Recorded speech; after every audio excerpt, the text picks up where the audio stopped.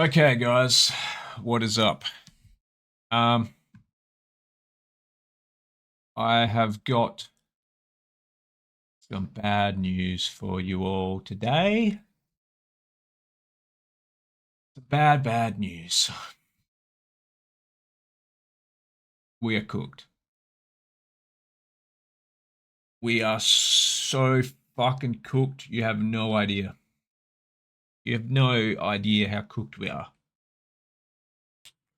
Today, we're going to do something that's called Doomer maxing, called Doomerism 2.0. Depression maximum, depression maxing, anxiety maxing.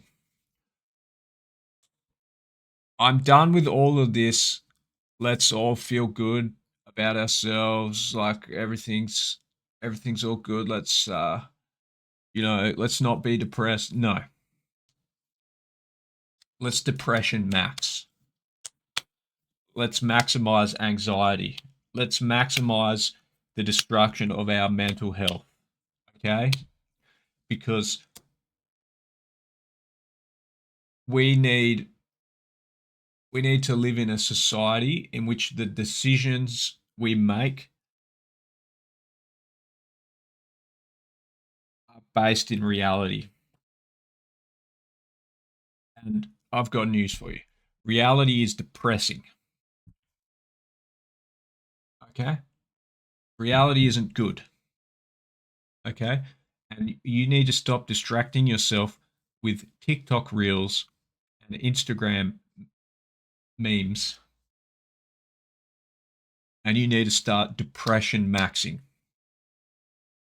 And you need to get to a point where you're so depressed, you have no choice but to go out in the world and change it and do something. Okay? So let's begin. Let's begin with the collapse of civilizations. Here we go, everyone. And that's catastrophic. That's the end of a civilization once the affluenza kicks in. I think another thing that happens is most civilizations are sort of born on a set of ideas, and people become attached to the ideas. So rather than allowing the innovations to take place to replace the bad ideas with better ideas, they hold on tightly and they lock themselves into a position where they can't evolve. And once that happens, they're doomed. So there's multiple things that doom a society. And then there are the things that are out of your control. Climate change. One of the interesting things about the phase that we're in is this isn't the first time humanity has experienced climate change. There was a period in the 1500s and into the 1600s where there was a little ice age, and the Thames River used to freeze over, and people would ice skate on the Thames River. And the consequence of that little ice age event was globally food production collapsed, and there was actually food shortages all across Europe and the Middle East, and even in Asia, and it changed the economic situation. So civilizations become despondent. Civilizations become wealthy, they become despondent, they become detached from reality, and they become obsessed with ideas that don't work anymore. Sound familiar? Does that sound familiar? Um, this is a great podcast, by the way. You should go and watch it. Um, I would probably take Dr. Roy Casagrande with I'd probably I'd probably just take him with a grain of salt. Um, he's he's very entertaining, but you know, he hyper he does sort of I feel like he's maybe exaggerating a couple of things a little bit, you know. He's but who gives a fuck? Um, you should go and watch it. Um, it might get you interested in history. We need people to become interested in history. We need people to become interested in science. We need people to become fascinated with reality. And we need to stop being So we need to stop disassociating from reality. I know it's difficult. I know it's depressing. I know history is a series of genocides, and I know we are fucked, and I know we're cooked, and I know you just want to live your life, and you want to go to work, and you want to go on holiday, and but you can't. If you want to have those things, if you want what that we've lost those privileges. The generations that became before us, they needed to have been paying attention to this stuff. But for whatever reason, whether you want to blame the boomers, whether you want to blame the material conditions, whether you want to blame the education institutions, the CIA, the conspiracy theories, whatever you want to do, whatever you want to fucking blame it on, we are in the material situation we are in, and it needs to be addressed. And the horse has bolted, the ship has sailed, the cat's out of the bag, and now we have to get the cat and put the cat back in the bag, or whatever that means. Right, so we're in the situation. Okay, now let's see what the situation is. Okay. What is the situation? Without the heat that the AMOC pumps northward, average winter temperatures across Europe drop by about 10 degrees. Sea ice currently confined to the Arctic would creep southward, swallowing the coastlines of Britain and northern Europe. London could see temperatures as low as -20, and Scandinavia could be transformed into a tundra colder than Siberia. Growing seasons across northern Europe, the agricultural epicenter of infrastructure for I just realized I'm missing a tab. I forgot the El Nino tab. I need an El Nino tab because we're going into El Nino as well. So Good morning. Good. we've got you know, we need El Nino tab. Let's look at my history here. Hopefully there's nothing too horrendous in here. I know I had a good El Nino video in here somewhere.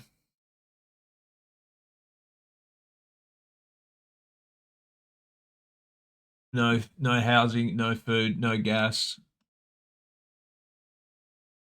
Let's see. We can leave that. We'll leave that. It's another tab. That another tab, we need that. We can look at this later,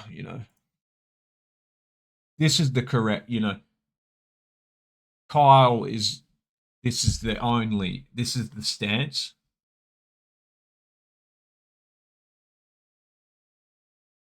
I think Cyclones Oz had a good El Nino tab.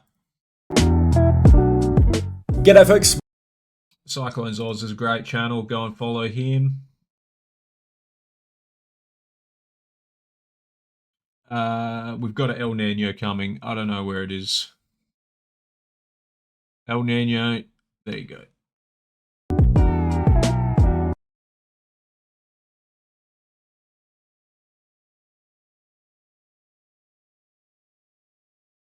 Rainfall accumulations across southwestern WA, but what we're actually looking at here is a below average rainfall season across much of southwestern WA, particularly into our later winter months of July and August, not because of the El Nino Southern Oscillation, but just because of the general lack of heat in the ocean offshore from southwestern WA. The seas are a lot cooler than what they should be for this time of the year, and that's going to result in these cold fronts having a lower intensity, as particularly... Okay, so we've got the El Nino tab going. Now let's see, what do we got here? Equation, the aragonite saturation, it's the product of the concentrations of the calcium and the carbonate divided by some reaction rate. It's called the solubility product at equilibrium. And when both precipitation and dissolution are equal, so you get a stability of the levels of the So let's just break this down. Ocean acidification. Okay, we'll come back to that. Antarctic tipping points. Everybody. This is in millions of square kilometers. And you can see in the Antarctic, the sea ice minimum was. Let's read this comment. Everything is going to change in our lifetimes now. And our children's children will have a world so far from whatever we enjoyed as kids, politically, environmentally, unrecognizable, irreversible, constantly getting worse for generations. Okay, that's a good summary of where we're at. Very good. Glad to see some people are paying attention. I hope you're paying attention. Continual cascading consequences from chaotic climate catastrophes in our climate casino. Our river behind me with Ontario on the other side. Very good. Thanks, Paul. Why atmospheric jet stream blocking events are rapidly worsening extreme weather and global warming. Like the ridge blocking or omega blocking, reinforcing them. And if it's a dipole block, it erodes the blocking conditions. So it has a split role in the atmosphere, the moisture. It doesn't act uniformly on all blocks. So that's where the complexity was. So this is just one thing, you know, and it's every single one of these videos is just like, we're fucked. You know what I mean? A brief report was put together in the very reputable journal PNAS, talking about the details of that effect. So I'm going to talk about this now. Also, you know, that area, down in that area, that part of the world, there was different climate reasons that the Mayans may have collapsed. The Mayans collapsed, but you know what was the causes were not really clear. But there's a paper by not too long ago by some very reputable scientists who study these sort of things, and they attributed a lot of the reason for the collapse of the Mayan civilization was a change in the weather patterns in that region, which would also very likely be tied to the intertropical convergence zone. Consistently delivered cool, nutrient-rich waters via the northerly trade winds, that's winds from the north, every January to April for at least 40 years. So we document the failure, this paper documents the failure of this normally highly predictable phenomena in 2025. So the data suggests that the cause was a reduction in the Panama wind jet frequency, duration, and strength, possibly related to the intertropical convergence zone position during the 2024 to 2025 La Nina. But the consequences are likely significant, including decreases in the fisheries productivity because the nutrients weren't brought up to the surface. It's starting to feel it yet? I'm not. I need more. Hello, everybody. My name is Beckwith, Paul Beckwith. About a week ago, these things, it contributed to more frequent and intense disturbances, these so-called Western disturbances. It's amplified the energy in the monsoon. There's more unpredictably, more variability, so rare events become. Rare events, blah, blah, blah. Hello, everybody. My name is Beckwith. His name is Beckwith. Institute for Climate. Okay, which put together the catalog. So a catalog of atmospheric rivers is a vital resource to advance the study of atmospheric rivers. Across this region, much more. Let me guess, the atmospheric rivers are fucked? Yeah, we're fucked. Had two periods of destabilization over the past 150 years, one around 1920 and the other from 1950 to the present. Okay, so this dude's entire catalog of videos is just how fucked we are. Showing you some of the. We have so much scientific evidence on how fucked we are. We have dudes with entire channels Let's look at his channel. Let's look at it. Let's just have a look. Let's have a scroll. You know? 1.7K videos. 1.7K videos, 48K subscribers. Come on. I just need to reiterate something here, okay?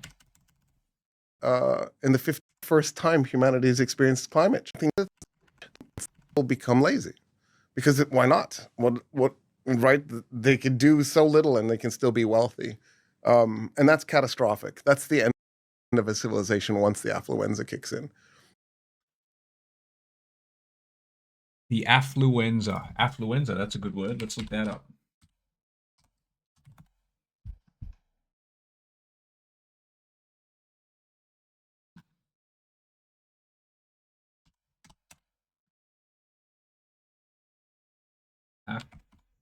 Affluenza.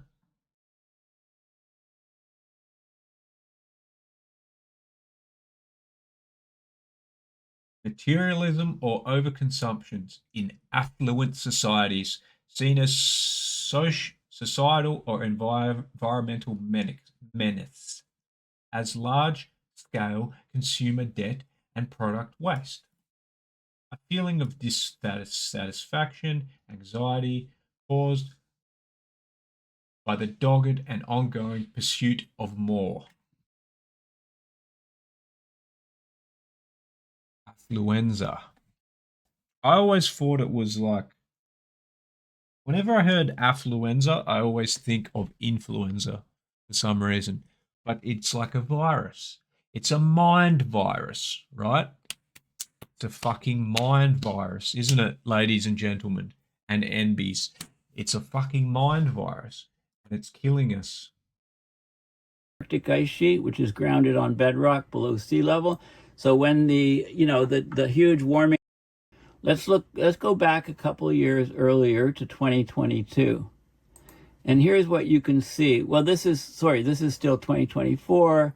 As you go past the end of August into September, you can see what's happening. And you can just cycle through, you can just use the back arrows or forward arrows to go back in time. If you click on this box, you can set in the date 20. Look at this. So this is March 18th, 2022. The green area is all above zero. Here we are in the continent of Antarctica, and about this is Antarctica 2022. Last chunk of the whole continent of Antarctica is above zero temperatures over the ice. And remember that you go up into high altitudes and it's still above zero. And here's 13.5 degrees Celsius above zero. Like, do you want me to bring up the videos of all the floods? Is there a flood compilation 2025? Let's see. Flood compilation.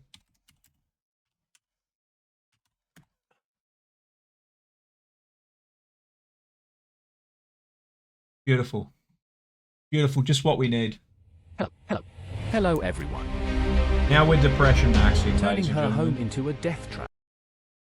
This is depression maxing.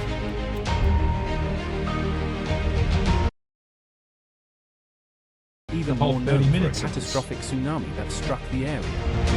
Catastrophic tsunami.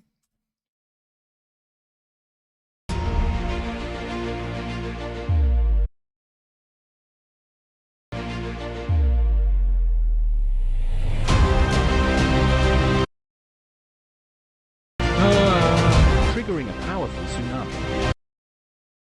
Triggering a powerful tsunami. What's this, Thailand? I don't know.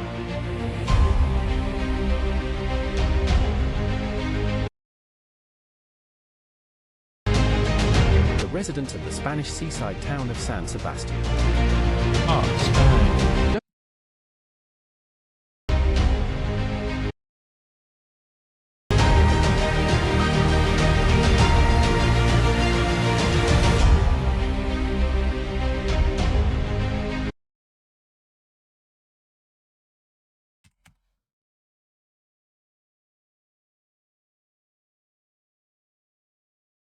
Pakistan's Punjab province is inundated. Record monsoon rains. A disaster. We have already lost our livestock, and so far no government official has come. The threat of Pakistan.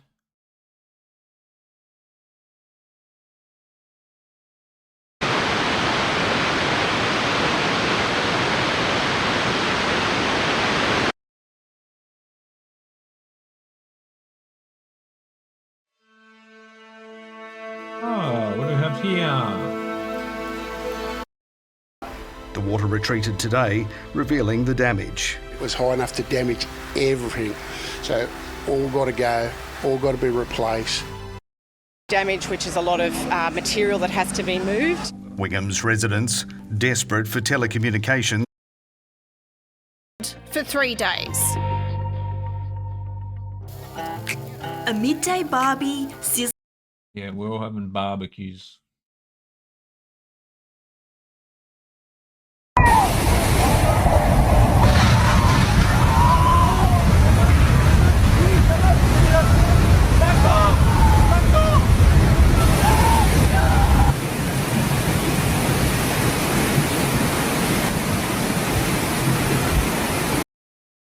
I mean, I don't know.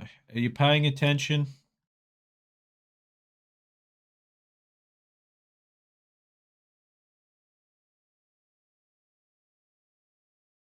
From a cloudburst in India that dumped buckets on this Himalayan town, and locals in Indonesia who watched raging rapids carry their village away, to insane drone footage of the 2025 Texas floods, and these folks in central China who lost their cars overnight. Here are monster flash floods caught on camera in 2025 after a long night of relentless rain.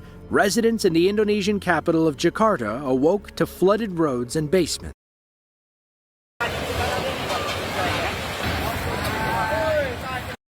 The 230-mile waterway that rises in western Kerr County flows around San Antonio and empties into the Gulf of Mexico. For decades, it's been a beloved destination for a 3-day storm. Critical flash flood warnings went out at 4:03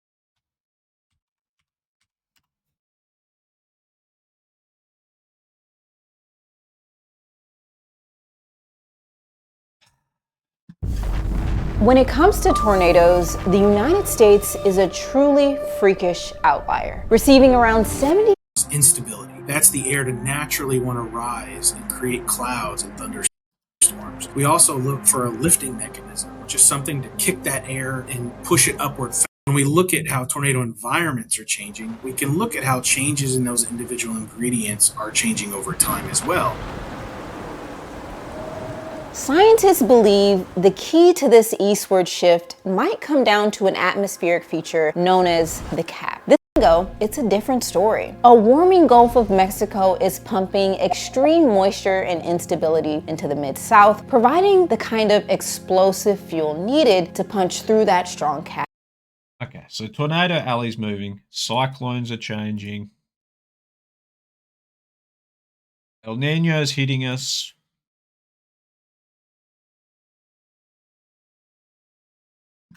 You know? Where are we at? Hello, everybody. My name is Beckwith, Paul Beckwith. And in this video, I want to talk about a paper that has just come out recently on the Southern Ocean carbon sink. Many people don't realize that of the emissions of CO2 and other greenhouse gases that get it up into the atmosphere, a large percentage of them are absorbed by the oceans and also in plants across the earth, like the Amazon rainforest. So these natural so-called sinks of carbon sinks, and how that affects climate. So this is an article from the paper. This is sort of like the executive summary, if you like.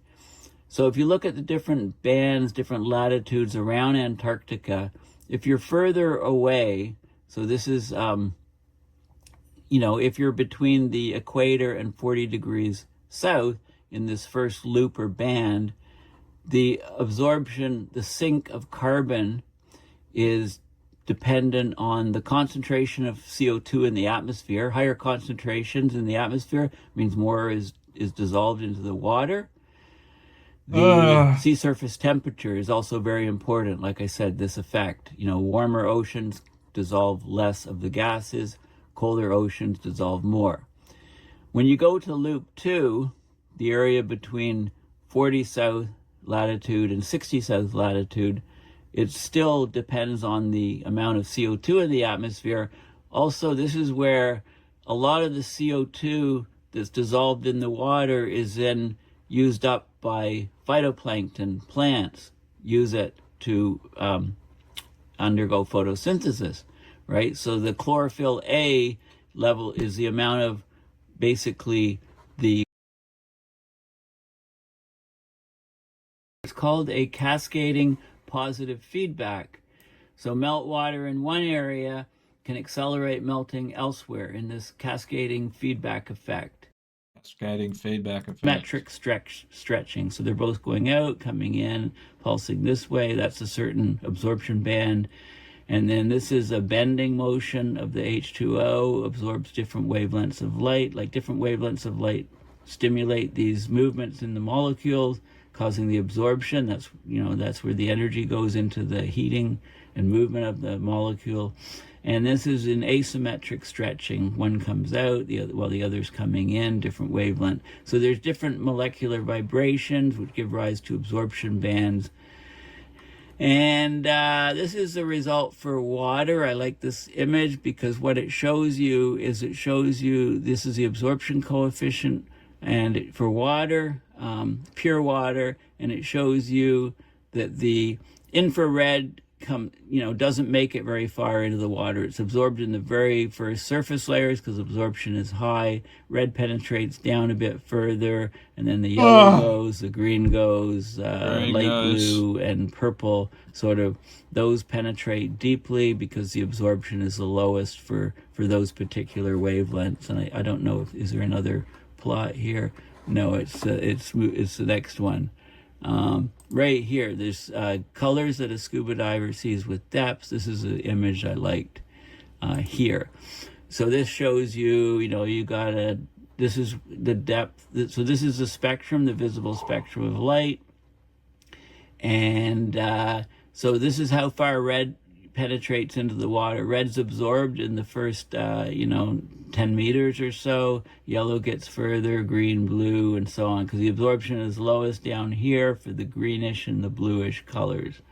They penetrate down. This is 50 meters, 100 meters, 150 meters. They penetrate down 150 meters or so, 500 feet or so, the blue color, and then it goes completely dark. How do fish use color to their advantage? Well, they can see their different species. So let me guess. The ocean is stratificating or something, or some kind of change. The UV light's not penetrating. It's all kinds of fucking catastrophic knock-on events from that. I don't even know exactly what he's talking about here. I can't remember. I did watch this at some point. Then as the angle changes, you get higher and higher reflectance. Okay, so if light's coming down almost along a surface, the reflectance is very high. And if it's normal incidence, the reflectance goes to its minimum value. Okay, This is 10%. This would be about a couple percent here. Polarized light decreases down here, but interestingly, look at the p-polarization of light. It actually goes to 0 down here, called Brewster's angle. So this is at this scene, and in this case, the polarizer passes only the vertical polarization.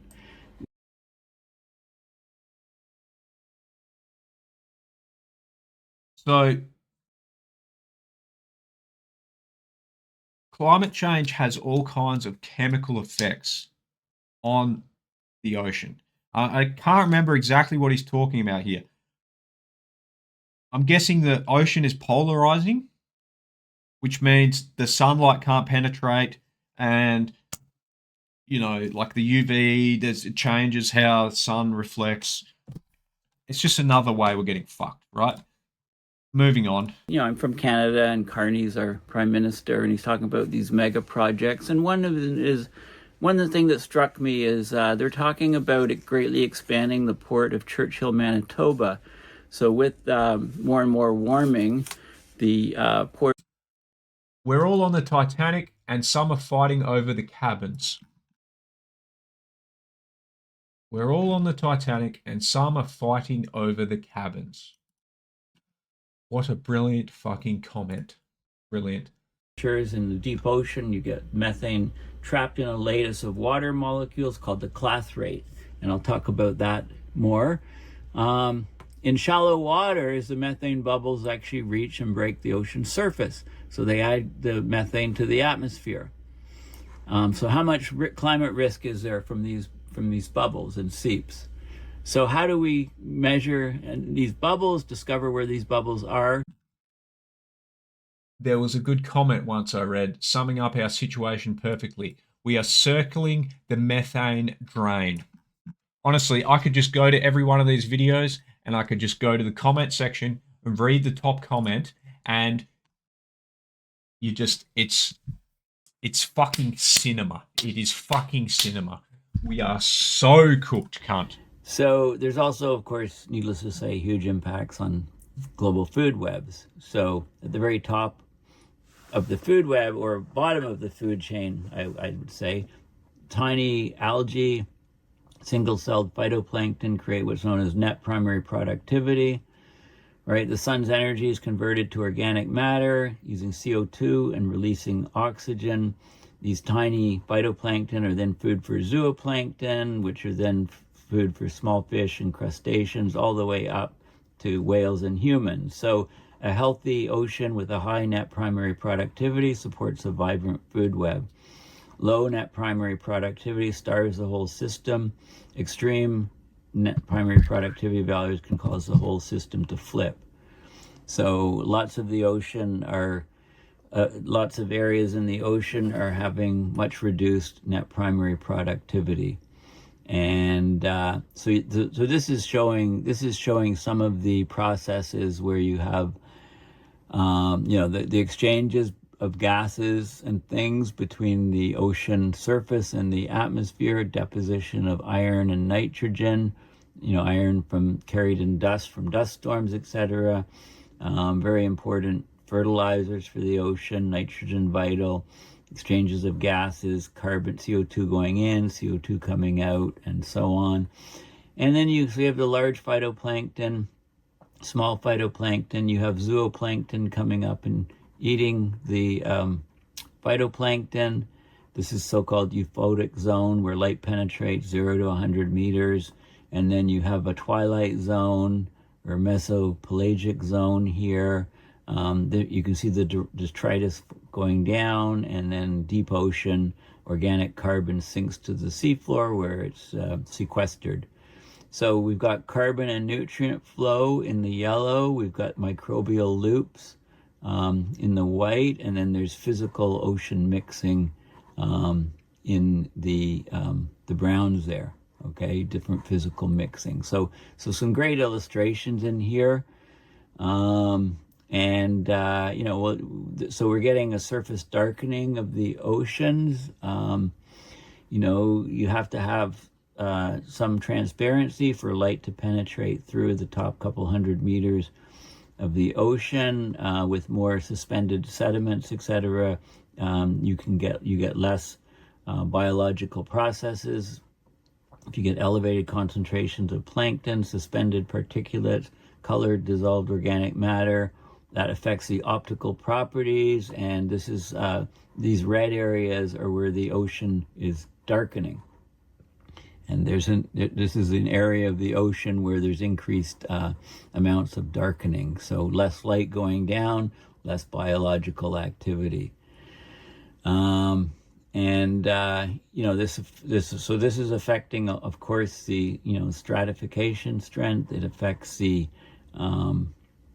it affects the amount of carbon that can be sequestered by the oceans. It affects the oceanic carbon pump. Okay, so stratification and marine heat waves have been linked to reductions in carbon sequestration to the deep ocean floor and its long-term storage. Particulate organic carbon is being confined to shallower depths. It's not exchanging with the deeper water, so the whole sequestration is reducing. And we have these Argo floats, these autonomous robots. They dive to 2 kilometers or deeper, take measurements, return to the surface, transmit their data by satellite. And these sort of things are showing shifts. And this is particular organic carbon. I think this is showing the changes of particular organic carbon during a couple El Nino years, recent powerful El Ninos. And so they talk about how all of these things tie together, how the nutrients are changing, basically how all the parameters are changing in the ocean, not just physical parameters, but for species and so on. And the oceans are a huge carbon sink. The oceans have absorbed 25% of our CO2 emissions. The rate of uptakes followed the rise in atmospheric concentration, so it's tripled since the early 1960s. And the sink, we take it for granted, but the sink has stagnated during the 90s. Did you kill yourself yet? Are you ready to commit suicide? When the ocean dies, the land dies too. The ocean is dying. Let's bring up a Ningaloo Reef. Ningaloo Reef mass die-off.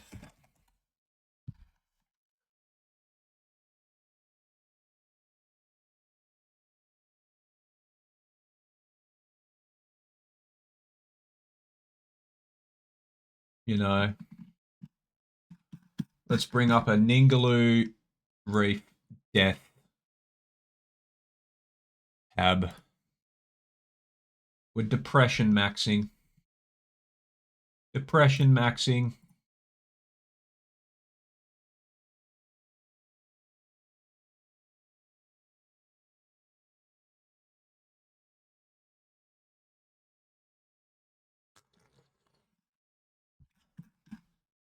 Bleaching.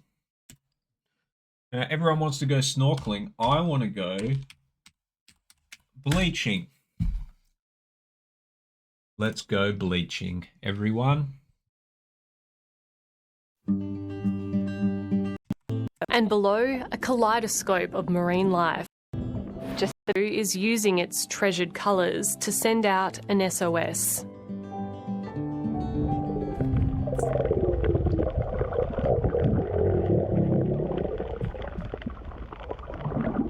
Everything was just completely white.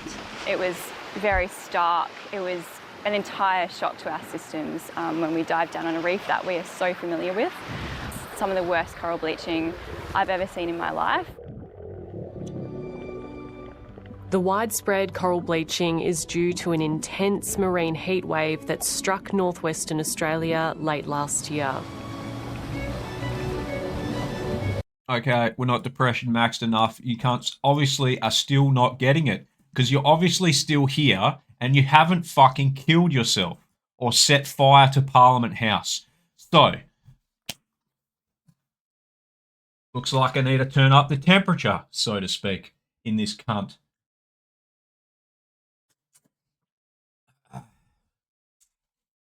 So, what have we got? What have we fucking got?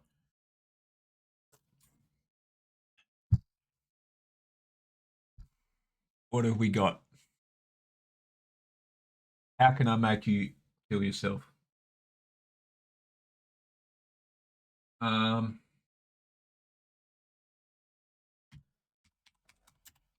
Let's see. South Australia.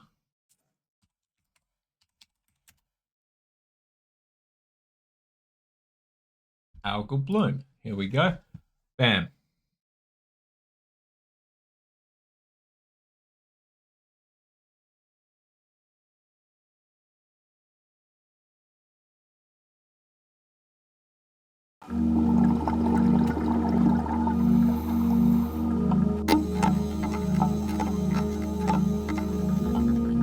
You know, you got we need some good footage.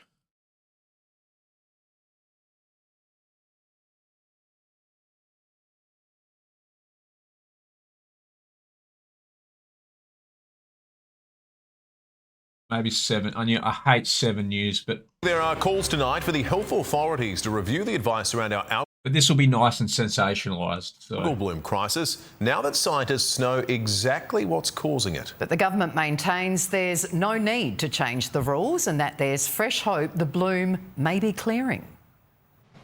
It's taken 6 months and 24 researchers, but we now know what's been making marine life and humans so sick. It is a major change in what we thought was the enemy. Scientists have found the predominant algae species present along South Australia's coast.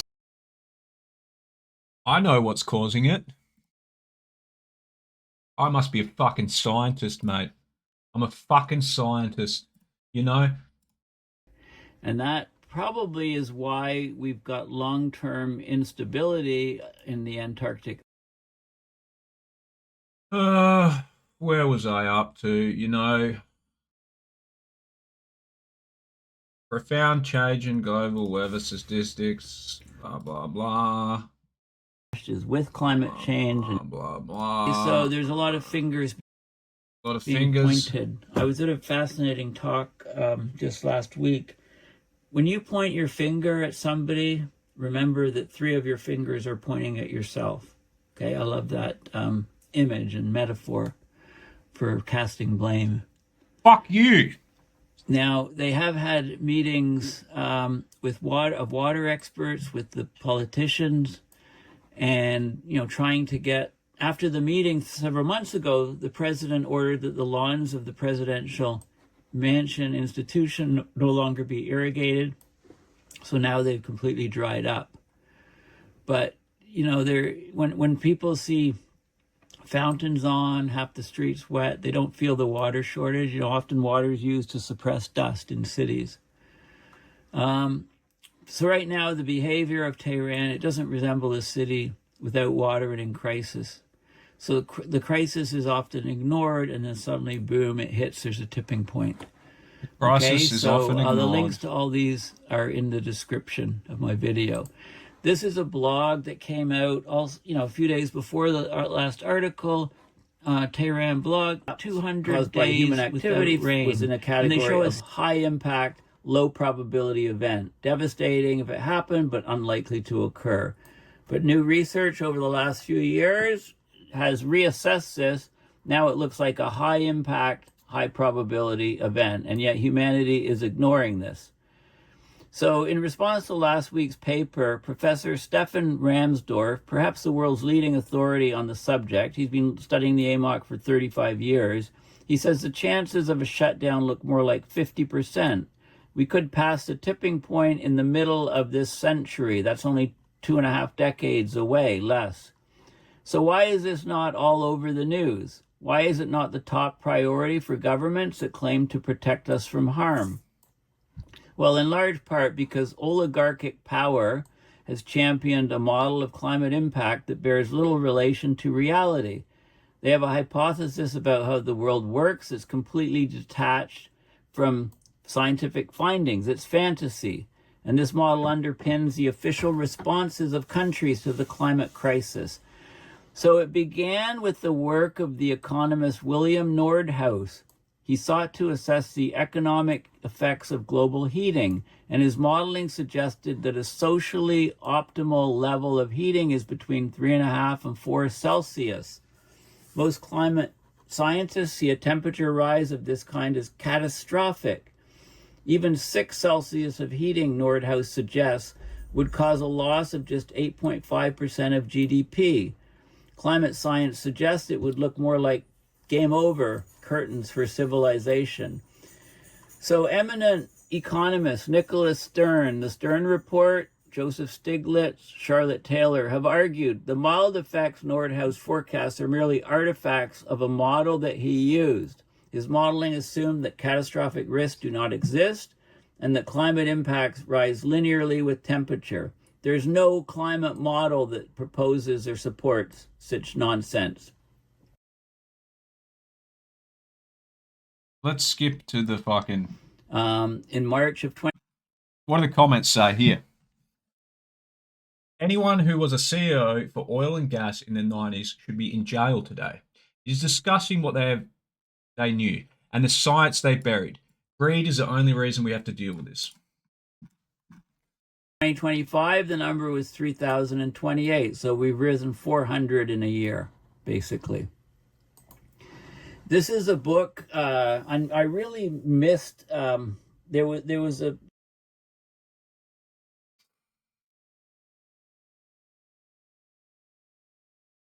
Look, I'm going to give it a rest. You get the fucking idea. This is the warmest I could find. Centuries would simply stop working, and as the North Atlantic cools, the great tropical rain belts would start to shift. The monsoon systems supplying seasonal rainfall to West Africa and South Asia would weaken and drift southward, disrupting the food supply of over 1 billion people. The AMOC also drives the upwelling of cold, nutrient-rich water from the deep ocean.